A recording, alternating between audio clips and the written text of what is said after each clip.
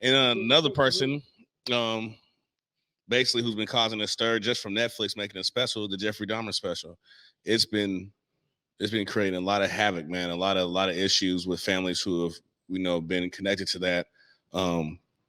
Not a young lady anymore, but a woman named Rita Isabel. She is the sister of her name was Rita Isabel, and his name in the movie is Tony, which they called him Tony. But he was killed by Jeffrey Dahmer. He was one of the guys that Jeffrey Dahmer dated and met, and she is basically standing up for people who are victims of that. You know what I'm saying? Because she doesn't what? What's so funny? I'm sorry. Go ahead. No, what's so funny? I'm sorry. No, go ahead, bro. I'm trying to hold it in, man.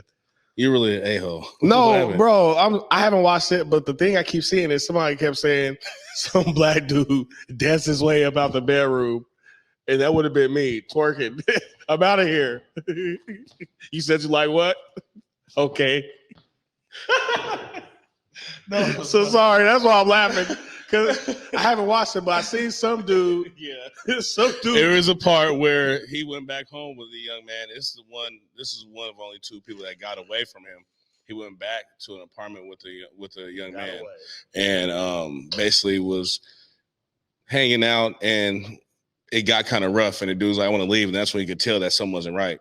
So when he goes to leave and stuff, it just turns into where he's trying to distract him. So he does have to dance and stuff, and tell him to go get the camera, and just all. It's a situation where, like he said, put the gun to your head. You gonna dance? You gonna dance naked? What you gonna do? Guess what? He lived. He lived to fight another day. So basically, she's not worried about money. She's not trying to start a lawsuit, but she is speaking out.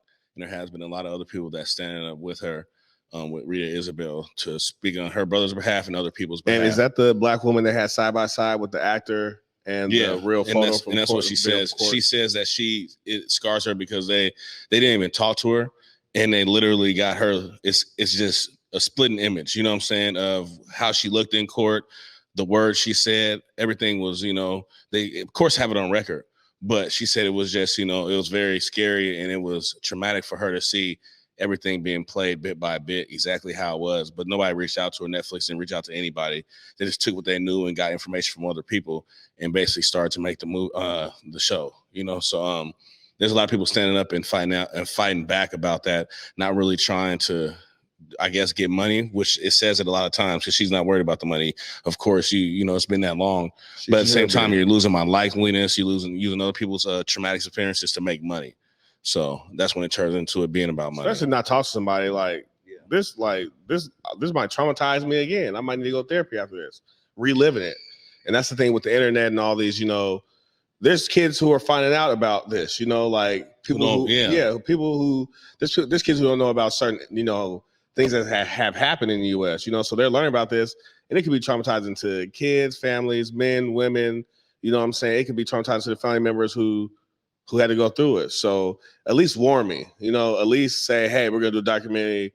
We don't care whether you want us to do it or not. We're going to do it. But just for that to drop. And not only is it about, Jeffrey Dahmer, but it also has the characters, the people, victims. In real life. And that's the thing is it was basically like saying their private lives. Of course, most of these people, they were gay. They were homosexual, but, that's their private lives, and how they live is definitely up to them. But she's upset with how they're displaying it. She's upset with what they're focusing on. And it's something that I can't judge from outside looking in, but I know it's traumatic. And I know that it's something that's heartfelt, especially to be the sister of someone who was affected by that, who was killed and traumatized by that. So we really want to send our love out to the families of people who were victims of Jeffrey Dahmer. And I believe it was 17 people or 17 plus people who were killed, just living their lives being free at a time where we didn't even have social media or anything. We just had word of mouth and hand to hand, and face to face.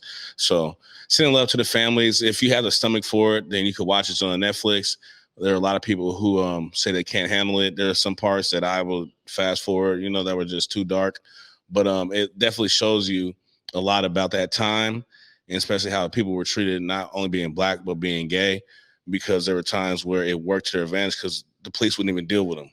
Like, you see the scene. And that's what I have a homeboy who's gay, and he said what really struck him in the movie was that not only Jeffrey Dahmer's white privilege, you know, that we say, you know, the like what we call white privilege these days, his gayness also got him off, because there are a few times when the police came and he was like, because I haven't seen it. This is what he told me. He's like, a few times when the police came in, he was like, you know, it's my lover. And they're like, oh, okay, you know.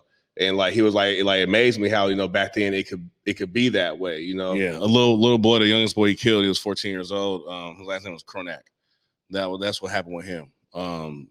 Basically he kidnapped him, drugged him up, but the little boy escaped and was outside like butt naked. And this is like a 13, 14-year-old boy at the time. And the police is called.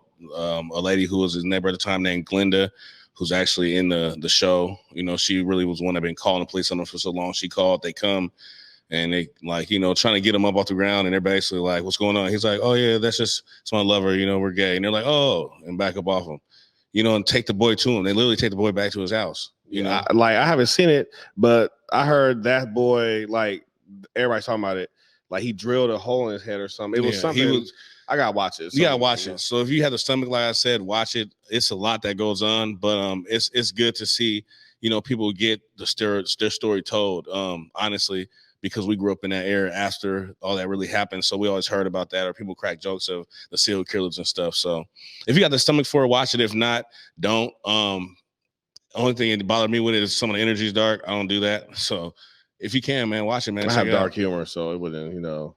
I know, man. You just said something and just messed up my whole poise in this whole episode. So got to highlight real. It's true. Anyway, man.